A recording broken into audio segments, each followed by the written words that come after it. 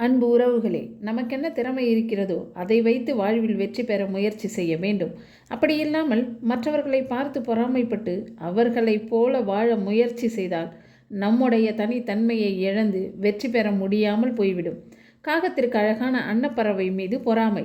தன்னால் அன்னப்பறவையை விட வேகமாக பறக்க முடியும் என்று சவால் விட்டு போட்டிக்கு அன்னப்பறவையை அழைத்து கடலுக்கு மேலே இரண்டும் பறக்க தொடங்குகிறது. எப்படியாவது அன்னப்பறவையை வென்றாக வேண்டும் என்று நினைத்து வேகமாக பறக்க தொடங்குகிறது காகம். ஆனால் அன்னப்பறவையோ நிதானமாக ஒரே சீராக பறக்க தொடங்கியது. சிறிது நேரத்தில் காகம் சோர்வடைந்து கடலில் விழுந்து விடுகிறது. அன்னப்பறவை காகத்தை காப்பாற்றுகிறது.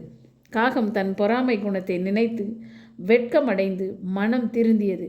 பொறாமை அழிவை மட்டும் தராது, தன்னுடைய தனித்தன்மையையும் இழந்துவிட செய்யும் என்பதை புரிந்து நம்முடைய திறமையை நாம் வளர்த்து கொள்வோம்.